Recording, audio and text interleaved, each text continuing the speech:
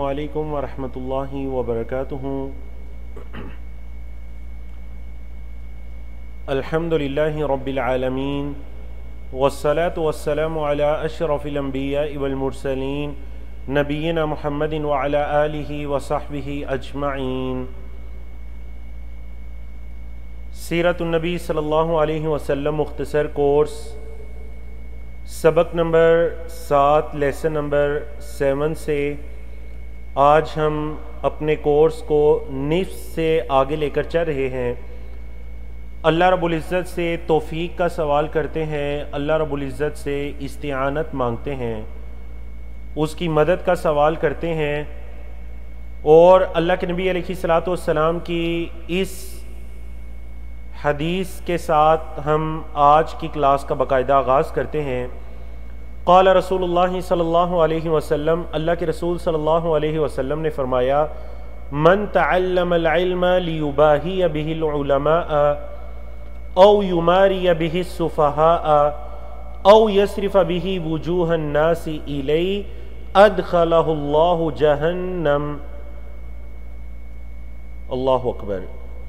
इमाम अलबानी रहमहुल्लाह ने इसको अपनी किताब सहीहुल जामे में ज़िक्र किया है कि अल्लाह के रसूल सल्लल्लाहु अलैहि वसल्लम ने फरमाया, मन तअल्लमल इल्म, जिसने किसी इल्म को सीखा, इल्म को सीखने का मकसद क्या था, लियुबाहिय बिहिल उलमा, ताकि वो उलमा में अपने आप को बड़ा जाहिर कर सके, उलमा की बराबरी कर सके, उनके साथ बहस मुबासा कर सके, उन पर बड़ापन दिखा सके, ये पहला। दूसरा मकसद औ युमारिय बिहि सुफ़हा, या फिर बेवकूफ़ लोगों से बहस मुबासा कर सके, ये दूसरा मकसद। तीसरा औ यस्रिफ़ बिहि वुजूहन नासि इलैहि, या लोगों के चेहरों को अपनी जानिब मोड़ सके। जिसने इन 3 वजूहात की बिना पर इल्म को हासिल किया, नबी करीम सल्लल्लाहु अलैहि वसल्लम की वईद क्या है, फरमाया अदखलहुल्लाहु जहन्नम, अल्लाह उसको जहन्नुम में दाखिल करेंगे। अल्लाह अकबर, बहुत बड़ी वईद है, यकीन जानिए। दीन इल्म आज अगर हम इन मजालिस के अंदर हासिल कर रहे हैं, या आपको ज़िंदगी में किसी भी जगह दीन इल्म को हासिल करने का मौका मिलता है, तो इन मकासिद के लिए आपने इल्म को हासिल नहीं करना। इस वजह से नहीं कि मैं अच्छी तरह से बहस मुबासा कर सकूंगा, इस वजह से नहीं कि मैं लोगों में अपने आप को इल्म वाला जाहिर कर सकूंगा, मैं दुनियावी फ़ायदे के लिए, शोहरत के लिए, माल के लिए इल्म को हासिल करूँ, नहीं। इल्म को क्यों हासिल करना है, ताकि मुझे मेरे रब की मारिफत हासिल हो जाए, मुझे दीन इस्लाम की मारिफत हासिल हो जाए, मुझे नबी करीम सल्लल्लाहु अलैहि वसल्लम की मारिफत हासिल हो जाए, मैं आप अलैहिस्सलातु वस्सलाम को पहचान लूँ, आपके दीन को पहचान लूँ, अल्लाह रब्बुल इज़्ज़त की ज़ात को पहचान लूँ। इल्म को हासिल करने का ये मकसद होना चाहिए। जब ये मकसद होगा, फिर अल्लाह रब्बुल इज़्ज़त की रिज़ा भी हमें हासिल होगी। जी, इन 3 असबाक में इंशाअल्लाह सबक नंबर 7, 8 और 9 में जो आयत करीमा हमारे ज़ेर मुताला होगी, वो सूरतुल अहज़ाब की 2 आयात हैं, जो आपको वर्कशीट की सूरत में पहले भी मिल चुकी हैं। इन 2 आयात में अल्लाह रब्बुल इज़्ज़त ने नबी करीम सल्लल्लाहु अलैहि वसल्लम के 5 औसाफ को बयान किया। 2 आयात में 5 औसाफ को बयान किया गया। अल्लाह अकबर। सीरतुन नबी सल्लल्लाहु अलैहि वसल्लम मुख्तसर कोर्स है, तो क्यों ना हम इसकी इब्तिदा में ही अल्लाह के नबी अलैहिस्सलातु वस्सलाम के 5 औसाफ को जानते हैं, सूरतुल अहज़ाब की 2 आयात में जिनको बयान किया गया। अल्लाह रब्बुल इज़्ज़त ने क्या इरशाद फरमाया, या अय्युहन नबिय्यु, ए नबी, इन्ना अरसलनाका शाहिदन व मुबश्शिरन व नज़ीरा व दाइयन इलल्लाहि बिइज़्निही व सिराजम मुनीरा। अल्लाहु अकबर। कितनी 5 सिफात, शाहिदन, मुबश्शिरन, नज़ीरन, दाइयन इलल्लाहि बिइज़्निही, सिराजम मुनीरा। आयत का तर्जमा नहीं लिखा गया। क्यों नहीं लिखा गया? ताकि आप लोग खुद से आयत का तर्जमा नोट करें। आप लोगों को वर्कशीट सेंड की गई है, आप इसको अपने पास लिखिए, क्योंकि ये कोर्स में ना सिर्फ आपने सीरत को सुनना है, बल्कि सीरत को तहरीर भी करना है, सीरत को याद भी करना है, उसकी दोहराई भी करनी है। अल्लाह रब्बुल इज़्ज़त मुझे और आपको तौफीक अता करे। जी, शाहिदन, सबसे पहला वसफ क्या है? शाहिदन, अल्लाह के नबी अलैहिस्सलातु वस्सलाम की सिफ्त آپ صلی اللہ علیہ وسلم کا خوبصورت وصف شاہدن، اللہ کے نبی علیہ الصلوۃ والسلام گواہ ہے۔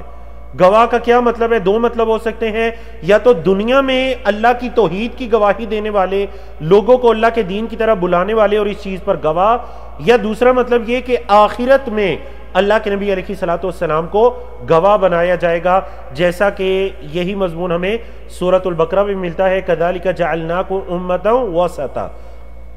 دوسرا وصف ہے مبشرن، مبشرن خوشخبری دینے والے۔ اللہ کے نبی علیہ الصلوۃ والسلام کو مبشر بنایا گیا، خوشخبری دینے والا بنایا گیا۔ اسی وجہ سے تو نبی کریم صلی اللہ علیہ وسلم یہ فرمایا کرتے تھے کہ اے لوگوں آسانی کرو، خوشخبریاں دو، مشکلی مت کرو، لوگوں کو متنفر مت کرو۔ اللہ اکبر۔ مبشرن خوشخبری دینے والا، جو اللہ پر ایمان لائے اس کا خاتمہ ایمان کی حالت میں ہو، اللہ کے نبی علیہ الصلوۃ والسلام اس کو جنت کی خوشخبری دینے والے ہیں۔ نذیرن ڈرانے والے، کافروں کو اللہ کے عذاب سے ڈرانے والے، گناہگاروں کو گناہوں سے اور پھر ان گناہوں کے نتیجے میں اللہ کے عذاب سے ڈرانے والے، نذیرا۔ چوتھا وصف کیا ہے؟ داعیا الی اللہ باذنہ، اللہ کے حکم سے اللہ کی طرف بلانے والے۔ اللہ اکبر۔ داعیا دعوت دینے والے، بلانے والے، کس کی طرف بلانے والے؟ الی اللہ، اللہ کی طرف بلانے والے۔ کیوں بلانے والے؟ باذنہ، اللہ کے حکم سے بلانے والے۔ تو اس سے یہ پتا چلا اللہ کے نبی علیہ الصلوۃ والسلام کی اگر کسی بات کا انکار کیا جائے گا تو یہ در حقیقت اللہ کی بات کا انکار ہے، کیونکہ نبی کریم صلی اللہ علیہ وسلم اگر ہمیں اللہ کی طرف بلا رہے ہیں، ہمیں دعوت دے رہے ہیں، آپ صلی اللہ علیہ وسلم کی احادیث ہمیں بلا رہی ہیں، تو کیا بلانے کی وجہ ہے؟ بِإِذْنِهِ، اللہ کے حکم سے۔ اللہ اکبر۔ پانچواں وصف کیا ہے؟ سراجا منیرا۔ اللہ اکبر۔ قرآن مجید میں اللہ رب العزت نے سورج کی صفت بھی سراج بیان کی ہے۔ نبی کریم صلی اللہ علیہ وسلم کو بھی ایک روشن سورج کی مانند کہا گیا۔ اب علماء کرام نے اس کی شرح میں بڑی مفصل گفتگو کی ہے، میں اختصار کے ساتھ اس کو چند لائنوں میں بیان کرتا ہوں۔ دیکھیں سورج کیا کرتا ہے، جب سورج نکلتا ہے تو رات کے اندھیرے سارے جڑ جاتے ہیں، ختم ہو جاتے ہیں۔ نبی کریم صلی اللہ علیہ وسلم بھی آئے اس دنیا سے جہالتوں کو اور جو گناہوں کے اندھیرے تھے ان کو ختم کرنے کے لیے، اللہ کے بندوں کو نیکیوں کے، تقوی کے، اللہ کی اطاعت کے نور سے پاک کرنے کے لیے تشریف لائے۔ سراجا منیرا۔ اللہ اکبر۔ تو یہ بڑی خوبصورت اللہ کے نبی علیہ الصلوۃ والسلام کے 5 اوصاف بیان ہوئے۔ خود بھی یاد کیجئے، اپنے بچوں کو بھی یاد کروائیے۔ آپ علیہ الصلوۃ والسلام کا کیا وصف؟ پہلا شاہدا مبشرا نذیرا داعیا الی اللہ باذنہ سراجا منیرا۔ تو ان آیات اور احادیث کے بعد ہم بڑھتے ہیں آج کے لیسن کی طرف۔ آج انشاءاللہ ہم سیرت النبی صلی اللہ علیہ وسلم مختصر کورس کے 7ویں دن میں ہیں۔ ہم سبق نمبر 7 کو پڑھ رہے ہیں۔ اس سے پہلے ہم 6 اسباق کو پڑھ چکے ہیں۔ سبق نمبر 7 میں ہم سبق نمبر 6 کی دہرائی کریں گے، سبق نمبر 7 کے 10 موضوعات کو پڑھیں گے، اور سیرت سے متعلق آج کا نقطہ تعلیم کیا ہے ہم اس کو پڑھیں گے۔ جی سبق نمبر 6 کے موضوعات دیکھیے، 10 کے 10 موضوعات دیکھیے، تاکہ آپ کو پتہ چلے کہ سبق نمبر 6 اور سبق نمبر 7 موضوعات کا آپس میں کیا تعلق ہے۔ آپ لوگ چیٹ میں کمنٹس میں مجھے لکھ کر بتا سکتے ہیں کہ آج کے لیسن میں ہم نے موضوع نمبر کتنے سے لے کر کتنے تک پڑھنا ہے، موضوع نمبر کتنے سے لے کر کتنے تک آج کے 7ویں لیسن میں ہم نے پڑھنا ہے۔ جی تو آج ہم نے جو جی آفتاب احمد ماشاءاللہ بالکل درست جواب آیا، بارک اللہ فیکم۔ سب سے پہلے آپ کی طرف سے درست جواب آیا، اور اس کے بعد ماشاءاللہ 20 جو بات درست آگے کہ آج ہم نے 51 سے لے کر 60 تک پڑھنا ہے، 51 سے لے کر 60 موضوع تک، یعنی آج ہم نصف سے آگے بڑھ رہے ہیں ماشاءاللہ۔ سبق نمبر 6 کے 10 موضوعات دیکھیں۔ نبی کریم صلی اللہ علیہ وسلم نے جو شعب ابی طالب کے اندر احصار تھا، بندش تھی، اس کے بعد نبی کریم صلی اللہ علیہ وسلم نے قریش کے سامنے دوبارہ سے ایک مرتبہ عقیدہ توحید کی دعوت رکھی، انہوں نے اس پر تعجب کیا اور اس کا انکار کر دیا۔ جی دوسرا موضوع کیا تھا سبق نمبر 6 کا؟ عام الحزن، اور اس کی وجہ بھی تسمیہ غم کا سال، کیونکہ اس سال میں حضرت خدیجہ رضی اللہ تعالیٰ عنہ اور ان سے پہلے حضرت ابو طالب کی وفات ہوتی ہے۔ جی تیسرا موضوع کیا ہے؟ حضرت سودا بنت زمعہ رضی اللہ تعالیٰ عنہ اللہ کے نبی علیہ الصلوۃ والسلام کے نکاح میں آتی ہیں۔ چوتھا موضوع ہم نے پڑھا تھا کہ سن 10 نبوت کو رسول اللہ صلی اللہ علیہ وسلم دعوت کی غرض سے طائف تشریف لے جاتے ہیں۔ 5واں موضوع پڑھا تھا وہاں سے واپسی پر وادی نخلا میں قیام کیا، وہاں پر جنوں کی ایک جماعت آئی اور اس نے ایمان قبول کیا۔ 6واں موضوع پڑھا کہ اللہ کے نبی علیہ السلام اب اپنی دعوت کو مکہ سے باہر مختلف قبائل تک پہنچا رہے ہیں۔ 7واں موضوع پڑھا تھا کہ سن 11 نبوت میں حج کے موقع پر مدینہ سے آئے ہوئے خزرج کے 6 لوگوں نے اسلام قبول کیا 11 سن نبوت میں، اور اسی سال اللہ کے نبی علیہ السلام کی عقد نکاح میں آتی ہیں حضرت عائشہ رضی اللہ تعالیٰ عنہ۔ 12 سن نبوت میں بیعت عقبہ اولا ہوتی ہے اور 13 سن نبوت میں بیعت عقبہ ثانیہ ہوتی ہے۔ تو یہ الحمدللہ اللہ کی توفیق سے ہم نے 10 ٹاپکس جو سبق نمبر 6 کے تھے ان کو ہم نے دہرایا، جیسا کہ ہمارا طریقہ کار ہے کہ پہلے ہم پچھلے دن کے سبق کو دہراتے ہیں پھر ہم آگے چلتے ہیں۔ تو چلیں اب آگے چلتے ہیں۔ آج ہمارا سبق نمبر 7 ہے۔ اس کے اندر جن 10 موضوعات پر ہماری گفتگو ہوگی وہ ان میں سب سے پہلا موضوع ہے واقعہ اسراء و معراج، اللہ اکبر۔ دوسرا موضوع ہجرت مدینہ کا آغاز اور ابتدائی مہاجرین۔ تیسرا موضوع مشرکین مکہ کی حالت، تشویش، قریش کا اجتماع، مشورہ اور نبی کریم صلی اللہ علیہ وسلم کے قتل پر اتفاق۔ چوتھا موضوع نبی کریم صلی اللہ علیہ وسلم کی ہجرت اور رفیق سفر کا انتخاب۔ 5واں موضوع سفر میں آپ صلی اللہ علیہ وسلم کی بہترین حکمت عملی۔ 6واں موضوع قریش کا پیچھا اور انعام مقرر۔ 7واں موضوع سفر کے کچھ واقعات و معجزات۔ 8واں موضوع اہل مدینہ آپ صلی اللہ علیہ وسلم کے انتظار میں، آپ صلی اللہ علیہ وسلم قباء میں تشریف لاتے ہیں، قباء مسجد قباء کی تعمیر کرتے ہیں۔ 9واں موضوع مدینہ منورہ میں آمد اور مسجد نبوی کی تعمیر۔ 10واں اور آج کا آخری موضوع ہوگا مدنی زندگی کا آغاز۔ بارک اللہ فیکم۔ تو آتے ہیں پہلے موضوع کی طرف۔ سبحان الذی اسری بعبدہ لیلا من المسجد الحرام الى المسجد الاقصى الذي باركنا حوله لنريه من آیاتنا انه هو السمیع البصیر۔ اللہ اکبر۔ اسراء اور معراج بڑا خوبصورت واقعہ، بڑا خوبصورت، اللہ کے نبی علیہ السلام کا شرف، بلکہ ہم سب کا شرف کہ ہم اس نبی کریم صلی اللہ علیہ وسلم کی امت سے تعلق رکھتے ہیں جن کو آسمانوں کا سفر کروایا گیا، مکہ مکرمہ سے بیت المقدس کا سفر کروایا گیا۔ محترم سامعین سامعات، یہ سفر حقیقت میں 2 سفر تھے۔ پہلا سفر اس کا نام اسراء ہے، دوسرا سفر اس کا نام معراج ہے۔ اسراء اسرا یسری سے مصدر ہے، جیسا کہ آپ دیکھ رہے ہیں سبحان الذی اسرا 15ویں پارے کی پہلی آیت، تو یہاں پر اسرا فعل ماضی استعمال ہوا۔ مصدر کیا ہے؟ اسراء۔ اس کا مطلب کیا ہے؟ رات کے وقت چلانا، یا بعض مفسرین یا اہل لغت نے کہا مطلق چلانا، چلانا یا رات کے وقت چلانا، جی۔ اور اس سے مراد پہلا سفر ہے۔ یہ پہلا سفر تھا جو مسجد حرام سے لے کر بیت اللہ سے لے کر بیت المقدس تک تھا، اس کو کیا کہتے ہیں؟ اسراء۔ دوسرا سفر تھا معراج۔ معراج عربی زبان میں اسم آلہ ہے، سیڑھی سلم کے معنی میں استعمال ہوتا ہے، یعنی وہ سفر جس کے ذریعے اللہ کے نبی علیہ السلام کو آسمانوں تک لے جایا گیا۔ باب ہے اس کا عرج یعرج، عرج یعرج سے ہے معراج، اللہ اکبر۔ یہ دوسرا سفر تھا جس میں اللہ کے نبی علیہ السلام کو بیت المقدس سے آسمانوں تک لے جایا گیا۔ قرآن مجید میں سورۃ الاسراء میں، سورۃ النجم میں اس کا تفصیلی ذکر موجود ہے۔ آئیے اس سفر کی تفاصیل میں چلتے ہیں۔ واقعہ اور اسراء و معراج کو تاریخ میں ہم اگر دیکھیں تو اس کے مختلف اقوال ہیں، البتہ سیرت و حدیث کے مطالعے سے یہ بات معلوم ہوتی ہے کہ یہ جو سفر تھا یہ طائف کے بعد کا تھا۔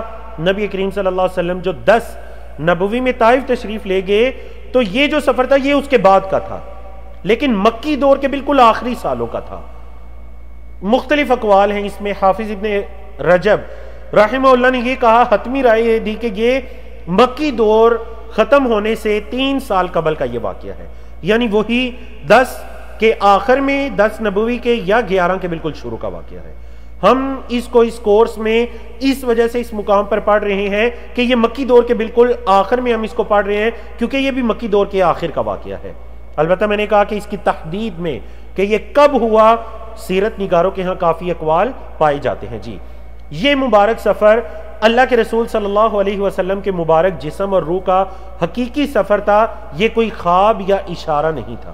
یقین جانیے اگر ہم اس کو خواب مانیں تو پھر اس میں اتنی بڑی شرف والی بات نہیں ہے۔ ہاں شرف تو یہ ہے کہ اللہ کے نبی علیہ الصلوۃ والسلام بذات خود اس سفر پر اپنے مبارک جسم کے ساتھ گئے تھے۔ اللہ اکبر۔ سب سے پہلے جب اس سفر کا آغاز ہوا تو مسجد حرام مکہ مکرمہ میں اللہ کے نبی علیہ الصلوۃ والسلام کے مبارک دل کو نکال کر، قلب اطہر کو نکال کر زمزم کے پانی سے دھویا گیا۔ پھر اللہ کے نبی علیہ الصلوۃ والسلام کو براق نامی سواری پر سوار کروا کر بیت المقدس لے جایا گیا۔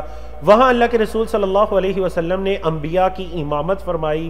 پھر بیت المقدس سے اللہ کے نبی علیہ الصلوۃ والسلام کو 7 آسمانوں کا سفر کروایا گیا۔ 7 آسمانوں پر اللہ کے نبی علیہ الصلوۃ والسلام نے 8 انبیاء سے ملاقات کی۔ کیسے؟ 7 آسمانوں پر 8 انبیاء سے اللہ کے نبی علیہ الصلوۃ والسلام نے ملاقات کی۔ جی کیا آپ میں سے کوئی ایسے ہیں انہیں 8 کے 8 انبیاء رسول کے نام ترتیب کے ساتھ یاد ہوں؟ پہلے آسمان پر ان سے دوسرے، ان تیسرے، ان چوتھے، ان پانچویں؟ تو بہرحال یاد ہو جاتا ہے، لیکن کیا ہوتا ہے کہ بعض اوقات ترتیب میں فرق آ جاتا ہے۔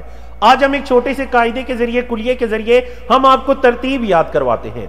ترتیب سے آپ کیسے یاد رکھ سکتے ہیں کس کس آسمان پر کس کس کے ساتھ ملاقات ہوئی؟ آپ کو یہ کلرڈ الفاظ، مختلف کلر میں یہ الفاظ دکھائی دے رہے ہیں۔ ان الفاظ کو اگر آپ پڑھنا چاہیں تو آپ پڑھ سکتے ہیں آ یا ہما۔ کیا ہے؟ آ یا ہما۔ اچھا ان الفاظ کا کوئی مطلب نہیں ہے۔ دیکھیں جیسے تجوید میں آپ بعض اوقات کوئی حروف یاد رکھنے کے لیے کسی مجموعے کو یاد رکھ لیتے ہیں، ٹھیک ہے، تو آپ کو وہ حروف یاد ہو جاتے ہیں۔ بالکل اسی طرح آپ انبیاء رسول کے ناموں کو یاد کرنے کے لیے کیا کریں گے؟ اس مجموعے کو یاد رکھیں گے، آ یا ہما۔ سب کو یاد رہے گا، ساری اپنی زبانوں سے دہرائیں، جتنے لوگ شریک ہیں سب دہرائیں، آ یا ہما۔ اللہ اکبر۔ کلر آپ کو کتنے دکھائی دے رہے ہیں؟ 7 کلر دکھائی دے رہے ہیں۔ جی تو دیکھیے اللہ اکبر، یہ وہ 8 انبیاء کرام تھے علیہم السلام جن کے ساتھ اللہ کے نبی علیہ الصلوۃ والسلام نے ملاقات کی۔ الف مدہ، الف مدہ سے مراد کون ہے؟ حضرت آدم علیہ السلام۔ اچھا دوسرے آسمان پر آپ نے یاد ایسے رکھنا، دیکھیں آسمان دوسرا ہے تو نبی بھی 2 ہیں۔ دوسرے آسمان پر 2، باقی 6 کے 6 آسمانوں پر 1 1۔ دوسرے آسمان پر 2 کون کون؟ حضرت یحییٰ بن زکریا اور حضرت عیسیٰ بن مریم علیہ السلام۔ دوسرے آسمان پر 2۔ تیسرے آسمان پر یا سے کیا بن رہے؟ حضرت یوسف علیہ السلام۔ چوتھے آسمان پر الف سے کون بن رہے؟ حضرت ادریس علیہ السلام۔ 5ویں آسمان پر ہا سے کون بن رہے؟ حضرت ہارون علیہ السلام۔ 6ٹھے آسمان پر میم سے کیا بن رہے؟ حضرت موسیٰ علیہ السلام۔ 7ویں آسمان پر دوبارہ الف آ گیا، الف سے کون بن رہے؟ حضرت ابراہیم علیہ السلام۔ سب سے آخر میں کن کے ساتھ ملاقات ہوئی؟ حضرت ابراہیم علیہ السلام۔ انبیاء سے ملاقات کروانے کے بعد ان تمام انبیاء نے اللہ کے نبی علیہ الصلوۃ والسلام کو اہلاً و سہلاً و مرحبا کہا۔ آپ صلی اللہ علیہ وسلم نے ان کو سلام کیا، انہوں نے جواب دیا، اللہ کے نبی علیہ الصلوۃ والسلام کو خوش آمدید کہا اور آپ کی نبوت اور رسالت کا اقرار کیا اور آپ کو مبارکباد دی کہ اللہ رب العزت نے آپ کو اس شرف و منزلت پر، اللہ رب العزت نے آپ کو اس پر فائز کیا ہے۔ پھر اللہ کے نبی علیہ الصلوۃ والسلام کو سدرۃ المنتہا اور بیت المعمور دکھایا گیا۔ اللہ نے اس موقع پر وحی فرمائی، 50 نمازوں کو فرض کیا گیا۔ اللہ کے نبی علیہ الصلوۃ والسلام واپس آتے ہیں، حضرت موسیٰ کے پاس سے جب گزرے، پوچھا، حضرت موسیٰ علیہ السلام کو بتلایا کہ اللہ رب العزت نے 50 نمازوں کو فرض کیا ہے۔ حضرت موسیٰ علیہ السلام نے فرمایا کہ میری امت پر 2 نمازوں کو فرض کیا گیا تھا، تیری امت کے لوگ بھی اس کی طاقت نہیں رکھیں گے۔ اللہ کے نبی علیہ الصلوۃ والسلام واپس جاتے ہیں، احادیث کی کتب کے اندر موجود ہے، ان کو 5 5 5 5 کر کے کم کر دیا جاتا ہے، یہاں تک کہ 5 رہ جاتی ہیں۔ تو اللہ کے نبی علیہ الصلوۃ والسلام حضرت موسیٰ سے فرماتے ہیں اب میں نہیں جا سکتا، مجھے حیا آتی ہے۔ تو اس موقع پر اللہ رب العزت کی طرف سے کیا وحی نازل کی جاتی ہے کہ اللہ رب العزت کی طرف سے یہ فرمایا جاتا ہے کہ ہی خمسن وَهِيَ خَمْسُونَ لَا يُبَدَّلُ الْقَوْلُ لَدَيَّ، یہ نمازیں تو 5 ہیں لیکن ان کا اجر و ثواب 50 کے برابر ہے، کیونکہ لا یبدل القول لدیہ، میرے ہاں کسی بات کو بدلا نہیں جاتا۔ تو یہ یقیناً اللہ رب العزت کی ایک حکمت تھی اللہ کے نبی علیہ الصلوۃ والسلام کی امت کے اجروں میں اضافہ کرنے کے لیے۔ اللہ اکبر۔ اس واقعے میں ہمارے لیے بہت سے عبرتیں ہیں، دروس ہیں۔ سب سے پہلا درس یہ ہے کہ اس سے اللہ رب العزت کی عظمت اور شرف کا بیان ہے۔ دوسرا واقعہ اہل مکہ اور طائف کی طرف سے اللہ کے نبی علیہ الصلوۃ والسلام کو جو تکالیف اور اذیتیں ملی، تو اس واقعے میں اللہ کے نبی علیہ الصلوۃ والسلام کی ایک تسلی کا سماں ہو گیا۔ تیسرا سبق کیا ہے کہ آپ کی نبوت اور رسالت کا قیامت تک باقی رہنا اور تمام امتوں کے لیے عام ہونا۔ چوتھا سبق کیا ہے کہ اللہ کا اپنے پیغمبر حضرت محمد صلی اللہ علیہ وسلم کو نشانیاں دکھانا۔ آپ نے دیکھا نا کہ جب ہم نے آیت بھی پڑھی تھی، یعنی کہ 15ویں پارے کی سورۃ الاسراء یا سورۃ بنی اسرائیل کی جو پہلی آیت ہے، سبحان الذی اسری بعبدہ، تو دیکھیں اس میں کیا الفاظ تھے، لنریہ من آیاتنا۔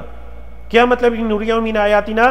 کہ ہم محمد صلی اللہ علیہ وسلم کو اپنی نشانیاں دکھائیں، اور آپ صلی اللہ علیہ وسلم سے پہلے بھی انبیاء کرام کو نشانیاں دکھائی گئیں، لیکن اسراء اور معراج یہ اللہ کے نبی علیہ الصلوۃ والسلام کا خاصہ ہے، اور آپ علیہ الصلوۃ والسلام کو اس مقام پر فائز کیا گیا۔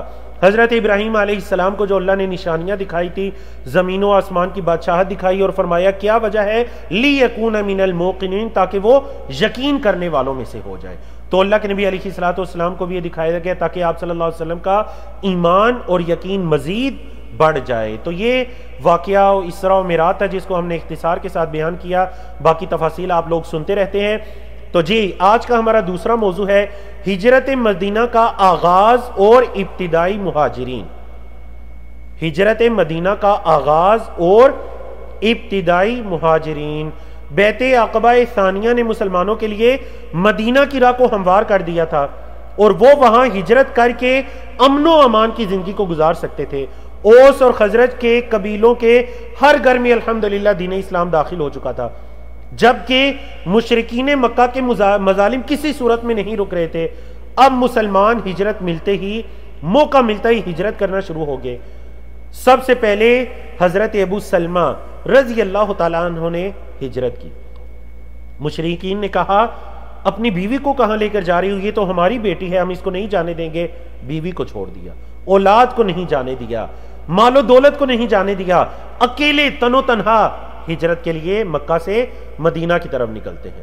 پھر جس کو جیسے جیسے موقع ملتا، اللہ کے نبی علیہ الصلوۃ والسلام کی طرف سے اجازت مل چکی تھی، وہ ہجرت کرتے جاتے۔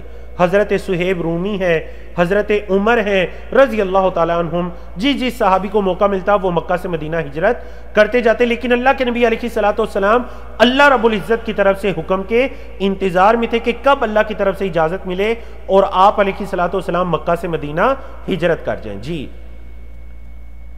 آج کا تیسرا موضوع، اب مشرکین مکہ کی حالت کیا ہے، ان کی تشویش کا کیا عالم ہے۔ قریش اجتماع کرتے ہیں، مشورہ کرتے ہیں، اور نبی کریم صلی اللہ علیہ وسلم کے قتل پر اتفاق کرتے ہیں۔ اب جیسے ہی ان کو یہ پتا چلتا نا کہ فلاں مسلمان بھی ہجرت کر کے مکہ سے نکل چکا ہے، پہلے اس کو تلاش کرتے، پھر کچھ رستہ اس کے پیچھے جاتے تاکہ اس کو پکڑ کر واپس لائے۔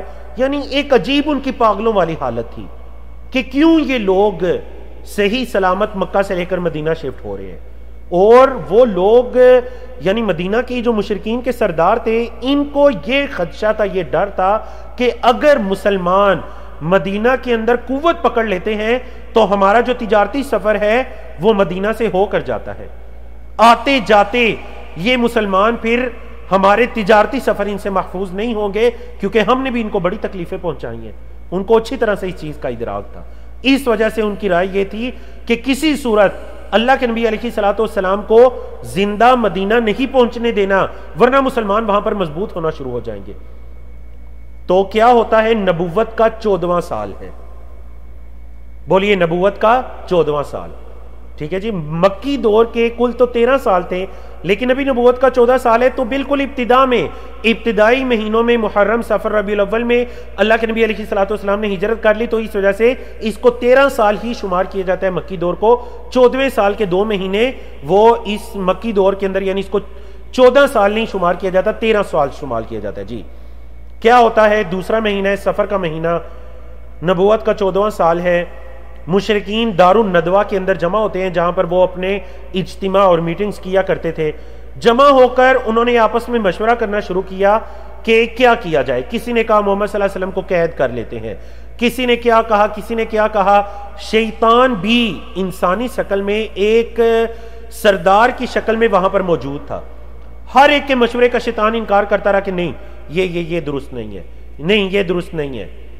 جب ابو جہل لعین نے یہ مشورہ دیا کہ ہم اس طرح کرتے ہیں کہ ہم محمد صلی اللہ علیہ وسلم کو قتل کر دیتے ہیں تاکہ یہ سلسلہ ادھر ختم ہو جائے، قید کریں گے تو پھر آپ کے بھی کچھ لوگ ہیں وہ چھڑائیں گے مشکلات، تو اس وجہ سے قتل کر دیتے ہیں. اور اس نے رائے پیش کی کہ ہر قبیلے کا ایک ایک شخص اس قتل کے اندر شریک ہوگا، تاکہ اللہ کے نبی علیہ الصلوۃ والسلام کے جو خاندان والے ہیں بنو عبد مناف، وہ بدلہ لینے کی استطاعت ہی نہیں رکھیں گے. سارے قبیلوں کے ساتھ تو جنگ مول نہیں لے سکتے، ہر قبیلے سے ایک ایک بندہ ہوگا. اب جب یہ رائے آتی ہے تو شیطان نے کہا یہ درست رائے ہے، اس پر عمل کرو. ساری مجلس کے لوگ خوش ہو جاتے ہیں اور اس چیز پر اتفاق کر لیتے ہیں کہ چلیں ہم اللہ کے نبی علیہ الصلوۃ والسلام کو قتل کریں گے نعوذ باللہ، اور کسی حالت میں کسی صورت میں زندہ مدینہ پہنچنے نہیں دیں گے. اللہ اکبر. یہ موضوع ہے. مشرکین اپنی چالیں چل رہے ہیں، اللہ رب العزت کی تدبیر دیکھیے. چوتھا موضوع ہے اللہ کے نبی علیہ الصلوۃ والسلام کی ہجرت اور رفیق سفر کا انتخاب. اللہ کے نبی علیہ الصلوۃ والسلام کو وحی کے ذریعے ہجرت کی اجازت دے دی جاتی ہے اور کفار کی اس سازش کے بارے میں بھی بتلا دیا جاتا ہے. آپ صلی اللہ علیہ وسلم سفر کے لیے اپنے رفیق کو، اپنے سفر کے ساتھی کو، جی کس کو منتخب کرتے ہیں؟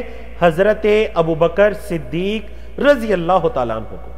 خود چل کر اللہ کے نبی علیہ الصلوۃ والسلام حضرت ابو بکر صدیق رضی اللہ تعالیٰ عنہ کے گھر میں جاتے ہیں. صحیح بخاری کی حدیث. حضرت ابو بکر صدیق رضی اللہ تعالیٰ عنہ فرماتے ہیں اللہ کے رسول مجھے بلا لیا ہوتا، آپ نے کیوں زحمت کی؟ اللہ کے نبی علیہ الصلوۃ والسلام حضرت ابو بکر صدیق رضی اللہ تعالیٰ عنہ کو یہ خوشخبری دیتے ہیں کہ اے ابو بکر قد اذن لی فی الخروج، اے ابو بکر مجھے ہجرت کرنے کی اجازت دے دی گئی ہے، اللہ کی طرف سے مجھے ہجرت کرنے کی اجازت دے دی گئی ہے. اللہ اکبر. آپ حضرت ابو بکر صدیق رضی اللہ تعالیٰ عنہ کا ایمان دیکھیے. ان کی زبان سے سب سے پہلے کیا الفاظ نکلتے ہیں؟ فرمایا الصحبۃ یا رسول اللہ، اے اللہ کے رسول سفر میں آپ کی صحبت، آپ کا ساتھی بننا چاہتا ہوں. آپ کو پتہ ہے اس صحبت کا کیا مطلب تھا؟ اس صحبت کا مطلب تھا بیوی بچوں کو چھوڑنا پڑے گا، اہل و عیال کو چھوڑنا پڑے گا، مال و دولت کو چھوڑنا پڑے گا، اکیلے تنے تنہا اپنی جان کو بچاتے ہوئے مکہ سے مدینہ کی طرف جانا پڑے گا. سب سے پہلا مطالبہ اللہ کے رسول سفر میں آپ کا ساتھی بننا چاہتا ہوں. اللہ اکبر. حضرت عائشہ رضی اللہ تعالیٰ عنہ جو اس قصے کو بیان کر رہی تھی فرماتی ہیں اللہ کے رسول صلی اللہ علیہ وسلم نے فرمایا نعم ہیں ابو بکر، میں نے تمہیں ہی سفر کے اندر اپنا ساتھی منتخب کیا ہے.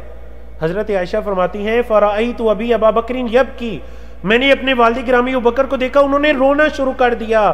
وما کنت احسب یا احسب ان احدا یبکی من الفرح، حالانکہ اس سے پہلے تو مجھے پتہ ہی نہیں تھا کہ لوگ خوشی کی وجہ سے بھی روتے ہیں. میں تو یہ سمجھتی تھی کہ یہ رونا صرف غم کے ساتھ خاص ہے. آج آ کر مجھے پتا چلا کہ صرف غم پر نہیں خوشی کی وجہ سے بھی رویا جاتا ہے. جب میں نے دیکھا کہ میرے والد گرامی ہجرت میں آپ صلی اللہ علیہ وسلم کی رفاقت کی اجازت ملنے پر ان کی آنکھوں سے زاروں قطار آنسو شروع ہو جاتے ہیں. اللہ اکبر. یہ کون ہیں؟ یہ حضرت ابو بکر صدیق رضی اللہ تعالیٰ عنہ ہیں. یہ حضرت عائشہ صدیقہ رضی اللہ تعالیٰ عنہ کے والد ہیں. اللہ اکبر. اللہ اکبر.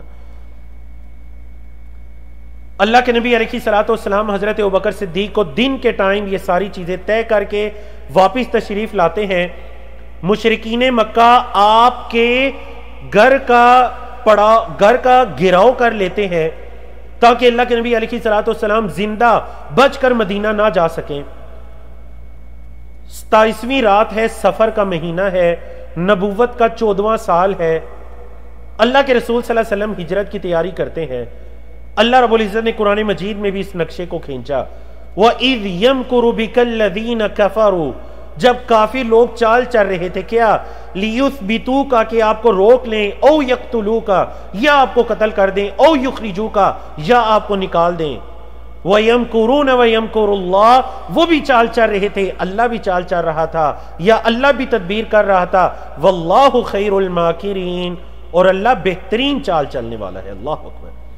اللہ کے رسول صلی اللہ علیہ وسلم نے اپنے بستر پر حضرت علی رضی اللہ تعالیٰ عنہ کو لٹایا، اور رات کے وقت میں اللہ کے نبی علیہ الصلوۃ والسلام اپنے گھر سے اس آیت کریمہ کی تلاوت کرتے ہوئے باہر نکلتے ہیں، وَجَعَلْنَا مِن بَيْنِ أَيْدِيهِمْ سَدًّا وَمِن خَلْفِهِمْ سَدًّا فَأَغْشَيْنَاهُمْ فَهُمْ لَا يُبْصِرُونَ۔ اللہ اکبر۔ ہم نے ان کے آگے بھی رکاوٹیں بنا دی، ان کے پیچھے بھی رکاوٹیں بنا دی، ہم نے ان کے اوپر پردہ ڈال دیا، ان کو ڈانپ دیا، فَهُمْ لَا يُبْصِرُونَ، وہ نہیں دیکھتے۔ اللہ کے نبی علیہ الصلوۃ والسلام کی آیت تلاوت کر رہے ہیں، کنکریوں کی ایک مٹھی بھری اور مشرکین کے سروں پر پھینک دیا۔ اللہ کے حکم سے مشرکین کی قوت بصارت چلی جاتی ہے۔ اللہ کے نبی علیہ الصلوۃ والسلام ان کے آگے سے گزر کر جا رہے ہیں، اور ان کو کوئی شعور نہیں کہ محمد صلی اللہ علیہ وسلم تو یہاں سے نکل کر چل بھی پڑے ہیں۔ اللہ اکبر۔ پانچواں موضوع دیکھیے، اللہ کے نبی علیہ الصلوۃ والسلام کی بہترین حکمت عملی۔ نبی کریم صلی اللہ علیہ وسلم جب مکہ مکرمہ بیت اللہ مسجد حرام کے آس پاس اپنی رہائش سے نکلتے ہیں تو آپ نے مدینہ کا رخ نہیں کیا۔ بہترین حکمت عملی ہے۔ اچھا، یہ جو مدینہ ہے یہ مکہ المکرمہ کے شمال میں ہے، شمال کا رخ نہیں کیا بلکہ اس کے بالکل اپوزٹ جنوب کا رخ کر لیا، اور جنوب کا رخ تھا غار سور، بطحہ قریش۔ آج کے دور میں مکہ مکرمہ کے رہائشی جانتے ہیں بطحہ قریش نامی ایک جگہ ہے، وہاں پر جو پہاڑ ہے اس میں غار سور، اس کا رخ کیا۔ 3 دن تک اس غار کے اندر اللہ کے نبی علیہ الصلوۃ والسلام پڑاؤ ڈالتے ہیں۔ بہترین حکمت عملی تھی۔ اگر یعنی فوراً آپ صلی اللہ علیہ وسلم وہاں سے نکل کر اگر مدینہ کی طرف چل جاتے تو مشرکین بھی پیچھے آتے، زیادہ خطرہ تھا، لیکن بہترین حکمت عملی کیا ہے کہ بالکل اس کے اپوزٹ جنوب کی طرف چلے گئے۔ پھر جب سفر کا آغاز بھی کیا 3 دن کے بعد غار سور سے، تو سفر کا آغاز کیسے کرتے ہیں؟ اللہ کے نبی علیہ الصلوۃ والسلام مدینہ کے عام رستے سے نہیں کرتے بلکہ پہلے بحر احمر کی طرف جاتے ہیں اور پھر وہاں سے اس کے کنارے مدینہ کی طرف جاتے ہیں۔ حضرت ابوبکر صدیق رضی اللہ تعالیٰ عنہ نے رستوں کے ایک ماہر عبداللہ بن عریقت لیثی ہیں جو رستوں کے بڑے ماہر تھے، اگرچہ انہوں نے ابھی اسلام قبول نہیں کیا تھا لیکن امانت دار انسان تھے۔ اللہ کے نبی علیہ الصلوۃ والسلام کے ساتھی حضرت ابوبکر صدیق رضی اللہ تعالیٰ عنہ نے آپ کا انتخاب کیا تھا کہ آپ سفر میں ہمارے رہنما ہوں گے، رستے کے بارے میں ہماری رہنمائی کریں گے۔ جی اب دیکھیے اس نقشے کے ذریعے آپ لوگ ذرا اس چیز کو اچھی طرح سمجھیے۔ یہ آپ کو دکھائی دے رہا ہے مکہ مکرمہ، مکہ مکرمہ کے شمال میں ہے مدینہ منورہ۔ یہ دیکھیے یہ شمال کی جانب ہے، اوپر کی جانب جو ہے شمال کی جانب ہے۔ اللہ کے نبی علیہ الصلوۃ والسلام مکہ سے نکل کر شمال کی جانب نہیں گئے بلکہ مکہ سے نکل کر جنوب کی جانب گئے۔ یہ دیکھیں جبل ثور اور اس کے اندر غار ثور، یہ جنوب کی جانب ہے۔ اب دیکھیں جو گرین کلر کا آپ کو یہ رستہ دکھائی دے رہا ہے، گرین کلر کا، یہ اللہ کے نبی علیہ الصلوۃ والسلام کا ہجرت کے موقع پر رستہ تھا، گرین۔ اور یہ جو ریڈ کلر کا آپ کو سرخ رستہ دکھائی دے رہا ہے، یہ مدینہ منورہ کے سفر کا عمومی رستہ تھا جس پر سارے قافلے سفر کیا کرتے تھے۔ تو بہترین حکمت عملی دیکھیں کہ عمومی رستے سے نہیں گئے بلکہ ایک خاص رستے سے گئے جس رستے کا اکثر قریش کے لوگوں کو علم بھی نہیں تھا۔ تو آپ اس نقشے کے ذریعے اچھے طریقے سے اللہ کے نبی علیہ الصلوۃ والسلام کی ہجرت کے سفر کو جان سکتے ہیں۔ بارک اللہ فیکم۔ جی اب یہاں پر 5 موضوع مکمل ہوئے، تو چلیں ہم یہاں پر آپ سے ایک کوئز لیتے ہیں تاکہ دیکھتے ہیں آپ لوگ کتنے ایکٹیو موجود ہیں۔ آپ جو لوگ زوم پر ہمارے ساتھ موجود ہیں آپ نے چیٹ میں جواب نہیں دینا، پولنگ ونڈو میں جواب دینا ہے، اور جو لوگ فیس بک یا یوٹیوب پر ہمارے ساتھ ہیں وہ لوگ جو ہیں وہ کمنٹس کے اندر آ کر جواب دے سکتے ہیں۔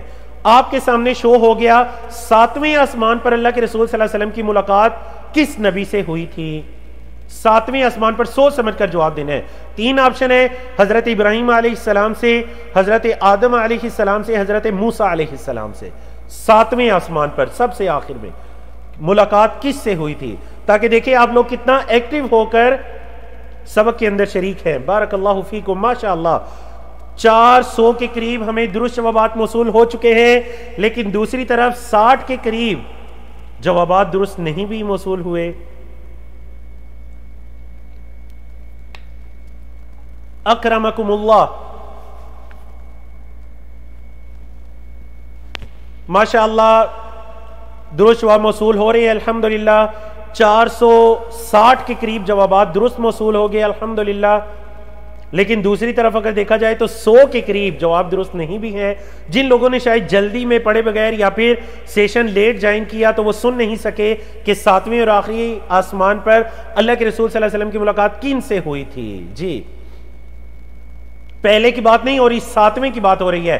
1 منٹ کا ٹائم گزر چکا. میں یہاں پر پولنگ کو روک کر آپ کے ساتھ آپ کا رزلٹ شیئر کرتا ہوں. ماشاءاللہ بہت ہی اچھا آپ کا رزلٹ رہا. 600 کے قریب لوگوں نے پولنگ میں حصہ لیا ماشاءاللہ، جن میں سے تقریباً 82% لوگوں کا جواب بالکل درست رہا. بارک اللہ فیکم.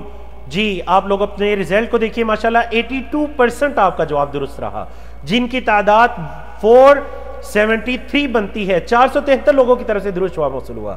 احسن اللہ الیکم. لیکن دوسری طرف دیکھا جائے تو 18% لوگوں کی طرف سے جواب درست نہیں بھی موصول ہوا. تو بہرحال درست آپشن کیا تھی؟ حضرت ابراہیم علیہ السلام. Option number 1 is the correct answer, اور وہ کیا ہے؟ حضرت ابراہیم علیہ السلام. سب سے آخری آسمان پر حضرت ابراہیم علیہ السلام سے ملاقات ہوئی تھی. اچھا 73 لوگوں نے حضرت موسیٰ علیہ السلام کو، ان کے نام کو منتخب کیا. اور میں نے یہ کوئز بناتے ہوئے میں نے آپ کو کنفیوز کرنا چاہا کہ شاید کچھ لوگ اس سے غلطی میں پڑ جائیں، وہ یہ سوچیں کہ واپسی پر ملاقات حضرت موسیٰ سے ہوئی تھی، تو وہ حضرت ابراہیم کے پاس سے گزر کر دوسرے آسمان پر حضرت موسیٰ علیہ السلام سے ملاقات ہوئی تھی. جی بارک اللہ فیکم. آگے بڑھتے ہیں اور ابھی آپ کے کوئز باقی ہیں. آپ ذرا ایکٹیو ہو کر بیٹھیے گا، کوئز ابھی باقی ہیں. جی آج کا چھٹا موضوع قریش کا پیچھا اور انعام مقرر. اب جب صبح کا ٹائم ہوتا ہے، اچھا رات کو وہ بار بار اللہ کے نبی علیہ الصلوۃ والسلام کے گھر کے اندر جھانک کر دیکھ رہے کہ آپ موجود ہیں، دیکھتے کہ آپ صلی اللہ علیہ وسلم کے بستر پر کوئی چادر لپیٹ کر سویا ہوا ہے تو موجود ہے محمد صلی اللہ علیہ وسلم، پھر واپس پلٹ جاتے. اب کیا ہوا؟ جب صبح ہوئی تو محمد صلی اللہ علیہ وسلم تو ادھر تھے ہی نہیں، ادھر تو حضرت علی تھے. سب سے پہلے انہوں نے حضرت علی بن ابی طالب رضی اللہ تعالیٰ عنہ پر ظلم کیا، ان کو مارا اور کہا بتلاؤ کہ محمد صلی اللہ علیہ وسلم کہا ہے. انہوں نے بتلایا مجھے کوئی علم نہیں، اور واقعی ان کو علم نہیں تھا. پھر سیدھا دیکھیں اب ابو جہل اور باقی مشرکین کی اللہ کے نبی علیہ الصلوۃ والسلام اور حضرت ابوبکر صدیق رضی اللہ تعالیٰ عنہ کا آپ تعلق دیکھیے کہ اس کے بعد فوراً مشرکین حضرت ابوبکر صدیق کے گھر میں جاتے ہیں. کہنے لگے اگر محمد صلی اللہ علیہ وسلم غائب ہیں، یہاں نہیں ہے، تو اس کا مطلب ہے ابوبکر صدیق بھی گھر پر نہیں ہوں گے. جا کر دیکھا تو واقعی وہ بھی نہیں تھے. ان کی بیٹی حضرت اسماء بنت ابی بکر رضی اللہ تعالیٰ عنہما پر ظلم کیا. ابو جہل نے ان کو چانٹے مارے کہ مجھے بتلاؤ کہاں ہے. انہوں نے بھی بتلایا کہ مجھے کوئی علم نہیں ہے. فوراً مشرکین نے دوبارہ سے ایک اجلاس بلایا اور انعام مقرر کر دیا کہ جو بھی اللہ کے نبی علیہ الصلوۃ والسلام کو زندہ یا نعوذ باللہ قتل کرنے کے بعد جس حالت میں بھی لے کر آئے گا اس کو 100 اونٹوں کا انعام دیا جائے گا. تلاش کی لالچ میں کئی لوگ اللہ کے نبی علیہ الصلوۃ والسلام کی تلاش میں نکل کھڑے ہوتے ہیں انعام کی لالچ میں. جی یہاں سے ہمارا 7واں موضوع آتا ہے سفر کے کچھ واقعات و معجزات. اللہ کے نبی علیہ الصلوۃ والسلام غار ثور میں 3 دن تک رکے. اب یہاں پر یہ واقعہ پیش آتا ہے کہ کچھ مشرکین کو یہ شک گزرتا ہے جب وہ مدینہ کے رستے میں گئے پیچھے تو انہوں نے بالکل کسی کو نہیں پایا. انہوں نے کہا یہ کیسے ہو سکتا ہے کہ اتنی جلدی کوئی ان رستوں کو عبور کر کے مدینہ کی طرف نکل جائے اور رستوں میں کسی کے سفر کے کوئی نشان بھی نہیں تھے. بعض اوقات جب کوئی سفر کرتا ہے تو رستے میں اونٹ کے یا انسان کے قدموں کے نشان ہوتے ہیں، تو انہوں نے کہا کچھ بھی نہیں. تو انہوں نے کہا یقیناً محمد صلی اللہ علیہ وسلم مکہ سے نکل کر پہلے کہیں دائیں بائیں پناہ لیے ہوئے ہیں اور پھر وہاں سے نکل کر آپ سفر کریں گے. تو کچھ لوگ وہ غار سور جبل سور کی طرف بھی جاتے ہیں. جب وہاں گئے اللہ کے نبی علیہ الصلوۃ والسلام اور حضرت ابوبکر صدیق رضی اللہ تعالیٰ عنہما غار سور کے اندر ہیں. مشرکین اتنے قریب ہوئے حضرت ابوبکر صدیق رضی اللہ تعالیٰ عنہ اللہ کے رسول سے فرماتے ہیں صلی اللہ علیہ وسلم، اے اللہ کے رسول صلی اللہ علیہ وسلم، اگر انہوں نے جھک کر دیکھ لیا تو وہ ہمیں دیکھ لیں گے. اس موقع پر حضرت ابوبکر صدیق رضی اللہ تعالیٰ عنہ روتے ہیں اور فرماتے ہیں کہ اللہ کی قسم میں اپنے لیے نہیں رو رہا بلکہ اللہ کے رسول میں آپ کی فکر میں رو رہا ہوں. اگر مجھے قتل کر دیا گیا تو میں ایک عام انسان ہوں، لیکن اگر آپ کے ساتھ کچھ برا کیا گیا تو یہ پوری امت اللہ کے عذاب سے نہیں بچ سکے گی. نبی کریم صلی اللہ علیہ وسلم نے ان سے فرمایا، اے ابو بکر ما ظنک باثنین اللہ ثالثہما، اے ابو بکر ان دو لوگوں کے بارے میں تمہارا کیا گمان ہے جن کا تیسرا اللہ ہے. اللہ اکبر، اللہ ان کے ساتھ ہے. کیا فرمایا؟ لا تحزن، اے ابو بکر پریشان مت ہو، ان اللہ معنا، اللہ ہمارے ساتھ ہے، آپ کیوں پریشان ہو رہے ہیں؟ تو وہ مشرکین اللہ کے نبی علیہ الصلوۃ والسلام کو نہیں دیکھ سکے. اب یہ پہلا واقعہ. دوسرا واقعہ سراقہ بن مالک کا ہے. یہ مکہ کے وہ رہائشی تھے، بعد میں انہوں نے ایمان قبول کیا فتح مکہ کے موقع پر رضی اللہ تعالیٰ عنہ. نقطہ تعلیم میں آج تفصیلی ذکر آئے گا ان کا. اب یہ وہ واحد ہیں، اللہ کے نبی علیہ الصلوۃ والسلام جب غار سور سے نکل کر مدینہ کی طرف جاتے ہیں تو یہ اللہ کے نبی علیہ الصلوۃ والسلام کو پہنچ جاتے ہیں. کہاں پر پہنچتے ہیں میں آپ کو نقشے کے ذریعے بتاتا ہوں. دیکھیں یہاں پر آپ کو ایک جگہ دکھائی دے رہی ہے رابغ، آپ کو ایک جگہ دکھائی دے رہی ہے رابغ. یہ وہ جگہ ہے جس میں سراقہ بن مالک اللہ کے نبی علیہ الصلوۃ والسلام کو پہنچ جاتے ہیں.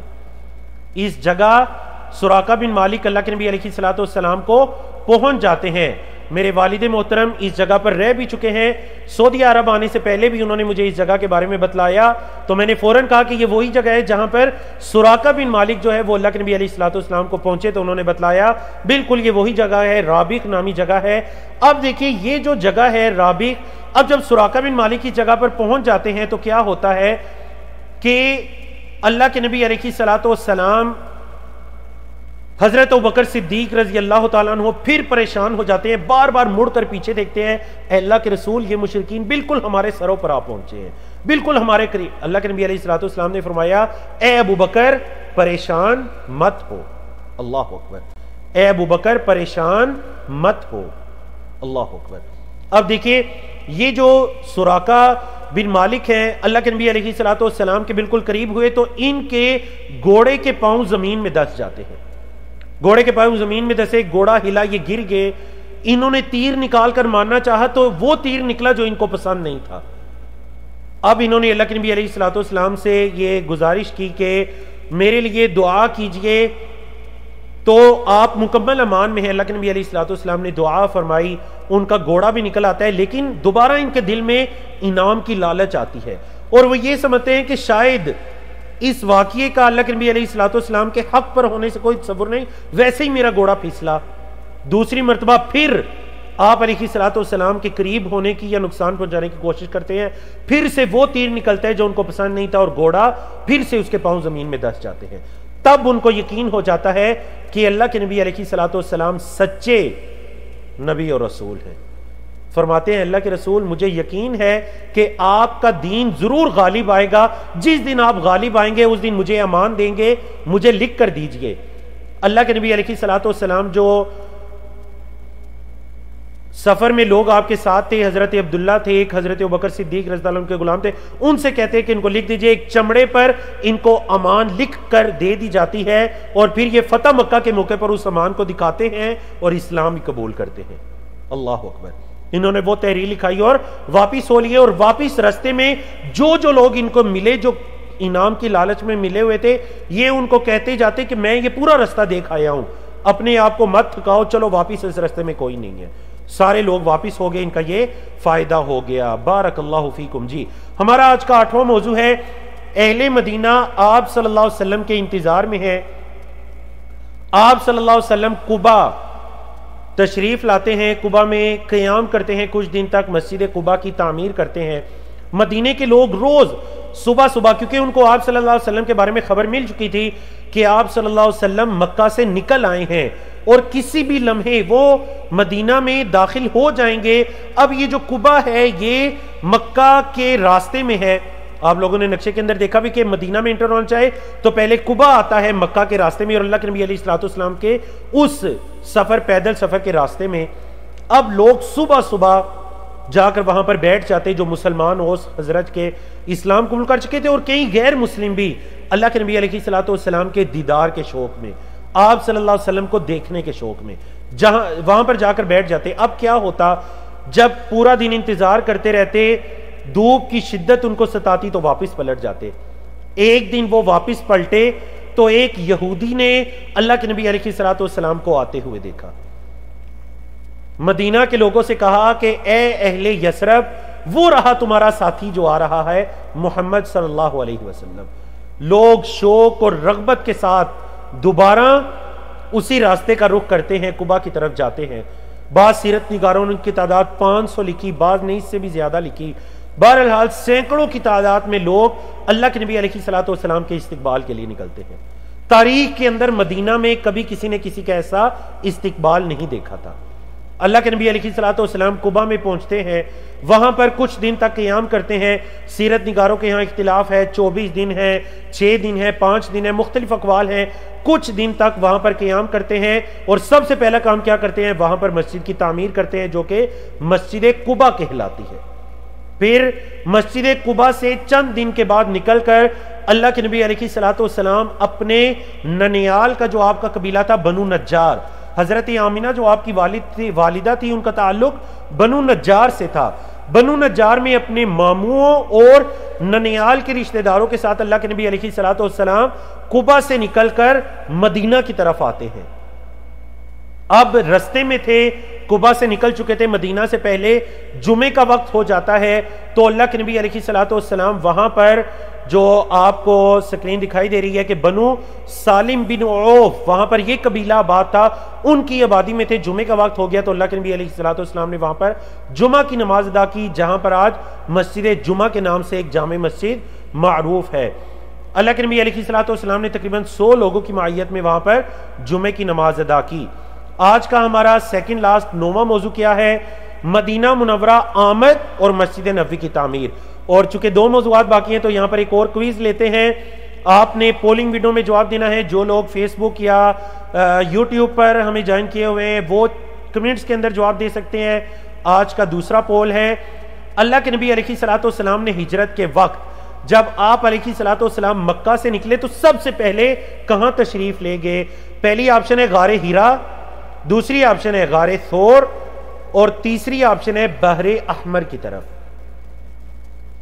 تو بتائیے درست جواب کیا ہے؟ آپ لوگوں کو ماشاءاللہ پولنگ ویڈیو دکھائی دے رہی ہے، آپ لوگوں کی طرف سے درست جوابات بھی ہمیں موصول ہو رہے ہیں۔ پول ختم ہو گیا، میں معذرت چاہتا ہوں، یقیناً یہ کسی غلطی کی وجہ سے، کسی ٹیکنیکل غلطی کی وجہ سے یہ ختم ہو چکا ہے۔ تو چلے میں دوبارہ ری پولنگ میں نے کی، دوبارہ سے درست جواب کو سلیکٹ کیجئے۔ بارک اللہ فیکم۔ 1 منٹ کا ٹائم ہے آپ کے پاس، بلکہ 40 سیکنڈ کا ٹائم کرتے ہیں۔ پول نظر آ رہا ہے، ماشاءاللہ آپ میں سے 400 لوگوں کی طرف سے درست جواب ہمیں موصول ہو چکا ہے۔ ماشاءاللہ 400 لوگوں کی طرف سے درست جواب ہمیں موصول ہو چکا ہے۔ 450 لوگوں کی طرف سے درست جواب موصول ہو چکا ہے، ماشاءاللہ۔ لیکن دوسری طرف دیکھا جائے تو 80-90 ایسے بھی ہماری بھائی بہنیں ہیں جن کی طرف سے غلط جواب موصول ہوئے ہیں۔ درست جواب کا انتخاب کیجئے۔ مکہ مکرمہ سے نکل کر سب سے پہلے کہاں گئے ہجرت کے وقت؟ غار ہیرا میں گئے، غار ثور میں گئے، یا پھر بحر احمر کی جانب گئے؟ بارک اللہ فیکم۔ یہاں پر 1 منٹ کا ٹائم ہو چکا، میں پولنگ کو روک کر آپ کے ساتھ ریزلٹ شیئر کرتا ہوں۔ میرے بھائی آپ کہہ رہے ہیں کہ یہ بہت ایزی ہے، لیکن دیکھیے ایزی ہونے کے باوجود ہمیں پورے 100 جوابات غلط موصول ہوئے، لیکن دوسری طرف ماشاءاللہ 476 جوابات ہمیں درست موصول ہوئے۔ میرے لیے، میری ٹیم کے لیے بڑی خوشائند بات ہے کہ پچھلے پول میں درست جواب دینے والوں کی تعداد 473 تھی، 473. اس میں ان کی درست جواب دینے والوں کی تعداد کتنی ہے؟ 476. ماشاءاللہ، بارک اللہ فیکم وجزاکم اللہ خیرن، احسن اللہ علیکم. تو اب بڑھتے ہیں، سیکنڈ لاسٹ موضوع ہے مدینہ منورہ آمد اور مسجد نبوی کی تعمیر. اللہ کے نبی علیہ الصلوۃ والسلام جمعے کی نماز کو وہاں پر بنی سالم کے جو آبادی تھی وہاں پر ادا کرنے کے بعد مدینہ منورہ کی طرف بڑھتے ہیں. کئی ایک صحابہ نے مدینہ منورہ کے اندر جو انصار تھے انہوں نے چاہا کہ اللہ کے نبی علیہ الصلوۃ والسلام ہماری طرف چلیں، لیکن اللہ کے نبی علیہ الصلوۃ والسلام نے اپنی اونٹنی قصوہ کے بارے میں فرمایا کہ اترکوہا، اس کو چھوڑ دو، فانہا مأمورہ، کیونکہ اس کو اللہ کی طرف سے حکم دیا گیا، اس نے کہاں پر رکنا ہے. بنی نجار کا محلہ ہے، یہ اونٹنی وہاں پر رکتی ہے.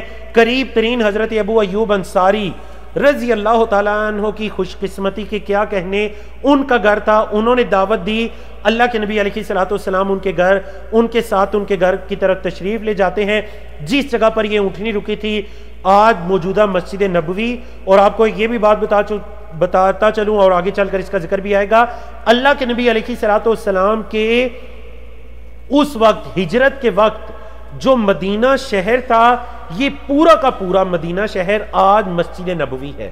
یعنی ماشاءاللہ مسجد نبوی کی جو مختلف زمانوں کے اندر توسیع ہوئی، تو اس وقت کا مدینہ یثرب کا جو شہر تھا بعد میں اسے مدینہ منورہ کہا گیا، جیسے کہ اس کا ذکر آئے گا. یہ کیا ہے؟ یہ آج کی مسجد نبوی ہے بما اس کے صحن. اللہ اکبر. اللہ کے نبی علیہ الصلوۃ والسلام نے پوچھا یہ جگہ کس کی ہے؟ بتلایا گیا 2 یتیم بچے سہل اور سہیل ان کی جگہ ہے. انہوں نے اللہ کے نبی علیہ الصلوۃ والسلام کو یہ ہبہ کرنی چاہیے، لیکن اللہ کے نبی علیہ الصلوۃ والسلام نے انکار کیا اور اس کی قیمت ادا کی. یہ مدینہ پہنچ کر اللہ کے نبی علیہ الصلوۃ والسلام کا سب سے پہلا کام تھا، اور وہ کیا تھا؟ مسجد نبوی کی تعمیر. اللہ اکبر. سب سے پہلا کام مسجد نبوی کی تعمیر. ایک تعمیر اس کی اس موقع پر کی گئی، دوسری تعمیر جنگ خیبر کے بعد جب اسلام قوت میں آ چکا تھا. انشاءاللہ جو آنے والے دنوں کے اندر ہم پڑھنے جا رہے ہیں، اس کے بعد 7 ہجری میں مسجد نبوی کی دوبارہ سے ایک مرتبہ تعمیر کی گئی، اس کو مزید وسیع کیا گیا اور مضبوط کر کے بنایا گیا. آج کا ہمارا 10واں موضوع ہے مدنی زندگی کا آغاز ہو جاتا ہے. اللہ اکبر. اس عظیم ہجرت سے مدنی زندگی کا آغاز ہو جاتا ہے. مدینہ منورہ دین اسلام کی سب سے پہلی اسلامک سٹیٹ، اسلامی ریاست کہلاتی ہے، جس کی بنیاد توحید پر ہے، اطاعت پر ہے، اور یہ عمارت امن و امان پر قائم ہے. مدینہ منورہ کا نام یثرب تھا، لیکن اللہ کے نبی علیہ الصلوۃ والسلام نے اس نام کو تبدیل فرمایا اور فرمایا یثرب مت کہو، بلکہ یثرب فساد یا ملامت کے معنی میں ہے. منع فرما دیا یثرب کہنے سے، تو اس کا نام بدل کر کیا رکھا؟ مدینہ رکھا، جو بعد میں کیا کہلایا؟ مدینہ منورہ. احادیث یا سیرت کی کتابوں میں مدینہ کے مزید نام بھی آئے ہیں. طابہ، اللہ کے نبی علیہ الصلوۃ والسلام نے فرمایا تھا فإنها طابہ، یہ تو مدینہ طیبہ ہے، طابہ ہے، یہ تو پاک ہے. طیبہ، مبارکہ، مشرفہ یا مشرفہ. مشرفہ مطلب جس کو شرف عطا کیا جائے، جس کو عزت عطا کی جائے. دارالایمان ہے، دارالہجرہ بھی کہا گیا. دارالہجرہ کیونکہ ہجرت کا گھر تھا، جو بھی ہجرت کرتا وہ مدینہ کے اندر آتا وغیرہ اس میں شامل ہے. گویا کہ یہ سب کے سب اس عظیم ریاست کے امن و امان اور روشن مستقبل کی ضمانت دے رہے تھے. بارک اللہ فیکم. اللہ کے نبی علیہ الصلوۃ والسلام نے حضرت ابراہیم علیہ السلام کے بارے میں فرمایا، بلکہ دعا کی کہ اللہم ان ابراہیم حرم مکہ، اے اللہ تیرے نبی اور رسول تیرے بندے حضرت ابراہیم خلیل اللہ علیہ السلام نے مکہ کو حرم والا قرار دیا تھا. فإنی حرمت ما بین لابتیہا، اے اللہ میں ان 2 پتھریلے پہاڑوں کے درمیان جو مدینہ کی اس وقت جتنی آبادی تھی، اللہ میں ان کو حرم والا، حرمت والا شہر قرار دیتا ہوں. تو مدینہ منورہ کو بھی اسی طرح حرمت والا شہر قرار دے دیا گیا، جیسے کہ مکہ مکرمہ کو حرمت والا شہر قرار دیا جاتا ہے. جن لوگوں کو اللہ رب العزت نے مکہ مکرمہ مدینہ منورہ کی زیارت کا شرف عطا کیا، انہوں نے اس چیز کو دیکھا ہوگا کہ مدینہ منورہ انٹری سے پہلے بدایت حدود الحرم لکھا آتا ہے.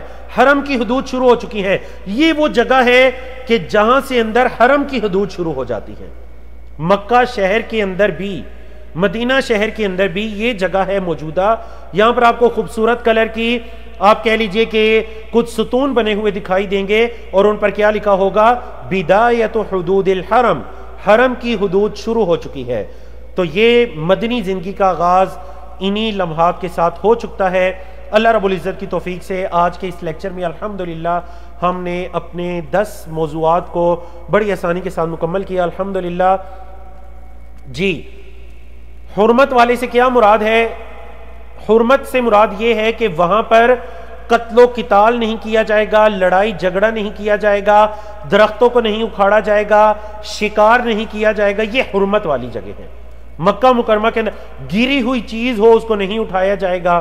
تو جیسے مکہ مکرمہ حرمت والا ہے، اسی طرح مدینہ منورہ بھی حرمت والا ہے۔ تو یہ مطلب ہے حرم یا حرمہ، حرمت والا قرار دینا۔ بارک اللہ فیکم۔ اللہ رب العزت کی توفیق سے ہم نے 10 موضوعات کو مکمل کیا۔ ہم ان کی دہرائی کی طرف بھی آتے ہیں، لیکن اس سے پہلے آج کا نقطہ تعلیم۔ آپ کے علم میں ہے ہر سبق کے آخر میں 10 موضوعات کو مکمل کرنے کے بعد ہم نقطہ تعلیم کی طرف آتے ہیں۔ تو چلیے دیکھیے آج کا نقطہ تعلیم کیا ہے۔ اللہ اکبر۔ حضرت سراقہ بن مالک رضی اللہ تعالیٰ عنہ اور کسرا بن ہرمز کے کنگن۔ کسرا فارس کا بادشاہ، فارس کا حکمران، فرس کا حکمران کسرا، فخر و تکبر کے اندر ڈوبا ہوا، یہ وہی ہے جس نے اللہ کے نبی علیہ السلام کے خط کو ٹکڑے ٹکڑے کیا تھا، اور آگے چل کر اس کا ذکر آئے گا انشاءاللہ مدنی دور میں، آنے والے دنوں کے اندر اس کا ذکر آ رہا ہے۔ اللہ کے نبی علیہ السلام میں دوبارہ نہیں بیان کرتا، جب حضرت سراقہ آپ علیہ السلام تک پہنچ گئے، اب جب وہاں پر پہنچے تو کیا ہوا؟ حضرت سراقہ کو پتا چل گیا کہ یہ تو بالکل حق پر ہیں۔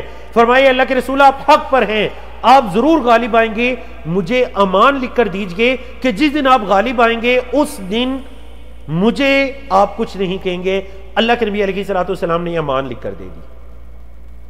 حضرت سراقہ ہیں وہی رابغ نامی جگہ ہے۔ اللہ اکبر۔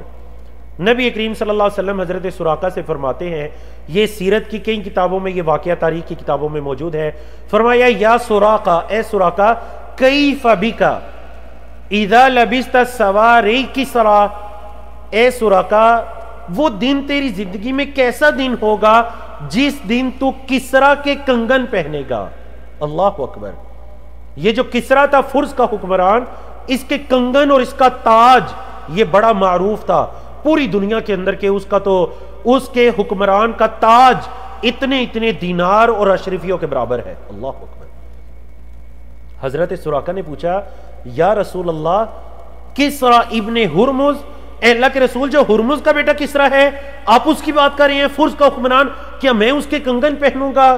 نبی کریم صلی اللہ علیہ وسلم نے فرمایا ہاں اے سراقہ تو اس کے کنگن پہنے گا۔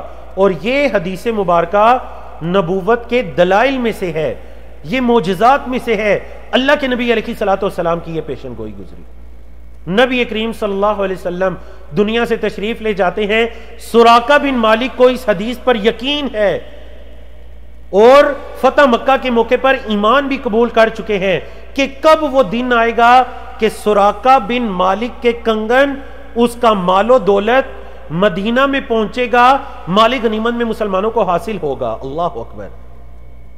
پھر حضرت عمر بن خطاب، کنگن سے کیا مراد ہے؟ جو ہاتھوں میں پہنا جاتا ہے، مراد جو بھی وہ جواہرات پہنتے تھے، اے سراقہ تو ان کا مالک بنے گا۔ اب دیکھیں ایک دن وہ آتا ہے، حضرت عمر بن خطاب رضی اللہ تعالیٰ عنہ کا دور ہے، حضرت ابوبکر صدیق کے دور میں بھی سراقہ انتظار کرتے ہیں رضی اللہ تعالیٰ عنہ، حضرت عمر رضی اللہ تعالیٰ عنہ کا دور آتا ہے، فرس کو فتح کیا جاتا ہے، اس کا تخت گر جاتا ہے، حکومت ختم ہو جاتی ہے، مال غنیمت جب مدینہ منورہ پہنچتا ہے، مسجد نبوی کے اندر ڈیر ہوا ہے، حضرت عمر بن خطاب رضی اللہ تعالیٰ عنہ کو اللہ کے نبی علیہ السلام کی وہ پیشن گوئی یاد ہے۔ سراقہ کو بلایا، کہا سراقہ کہاں ہے؟ سراقہ تشریف لاتے ہیں، کسرا کے کنگن اور اس کا تاج حضرت سراقہ کے حوالے کر دیا جاتا ہے، مسجد نبوی اللہ اکبر کی صداؤں سے گونج اٹھتی ہے کہ جس چیز کا آپ ذرا اندازہ لگائیے، شیخ عبد المالک مجاہد صاحب جو تشریف لائے تھے انہوں نے بھی اس قصے کو بیان کیا عظمت اور ہمت کی بلندی میں۔